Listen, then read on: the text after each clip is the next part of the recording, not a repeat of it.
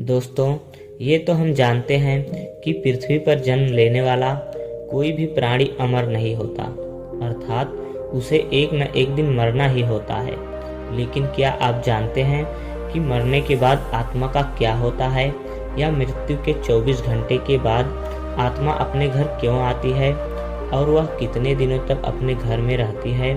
अगर नहीं जानते तो मैं बता दूं कि इन सभी सवालों का जवाब गरुड़ पुराण में विस्तार से बताया गया है, और आज की इस वीडियो में हम आपको यही बताने जा रहे हैं। तो चलिए शुरू करते हैं। गरुड़ पुराण में बताया गया है, जब किसी की मृत्यु हो जाती है तो यमराज के दूत उसकी आत्मा को अपने साथ यमलोक ले जाते हैं, जहां उसके पुण्य और पाप कर्म का लेखा जोखा किया जाता है, और फिर 24 घंटे के अंदर यमदूत उस प्राणी की आत्मा को वापस उसके घर छोड़ जाते हैं। यमदूत के द्वारा वापस छोड़ जाने के बाद मृतक की आत्मा अपने परिजनों के बीच ही भटकती रहती है और अपने परिजनों को पुकारती रहती है, लेकिन उसकी आवाज़ को कोई नहीं सुनता। यह देख मृतक की आत्मा बेचैन हो जाती है और जोर जोर से चिल्लाने लगती है, तब भी उसकी आवाज़ को कोई नहीं सुनता। इसके बाद मृतक की आत्मा अपने शरीर में प्रवेश करने की कोशिश करती है, लेकिन यमदूत के पास में बंधे होने के कारण वह मृत शरीर में प्रवेश नहीं कर पाती है। इसके अलावा गरुड़ पुराण में यह भी बताया गया है, किसी की मृत्यु हो जाने पर जब उसके परिजन रोते बिखरते हैं तो यह देख मृत आत्मा दुखी हो जाती है और वह भी रोने लगती है, लेकिन वह कुछ कर नहीं पाती और लाचार होकर अपने जीवन में किए गए कर्मों को याद करके दुखी हो जाती है। गरुड़ पुराण की माने तो जब यमदूत मृतक की आत्मा को उसके परिजनों के बीच छोड़ जाते हैं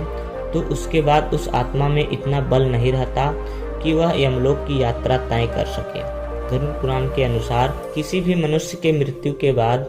जो 10 दिनों तक पिंडदान किया जाता है, उससे मृत आत्मा के विविध अंगों की रचना होती है, और फिर 11वें और 12वें दिन जो पिंडदान किया जाता है, उससे मृतक आत्मा की शरीर रूपी मांस और त्वचा का निर्माण होता है, और जब 13वें दिन तेरही की जाती है तो मृतक के नाम से जो पिंडदान किया जाता है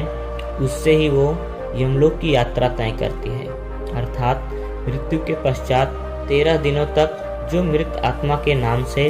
पिंडदान किया जाता है, उसी से आत्मा को मृत्यु लोक से यमलोक तक जाने का बल मिलता है। दोस्तों, इसलिए गरुड़ पुराण में बताया गया है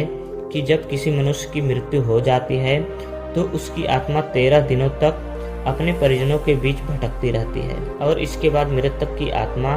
मृत्यु लोक से यमलोक की सफर पर निकल पड़ती है, जिसे पूरा करने में उसे 1 साल यानी 12 महीने का वक्त लगता है।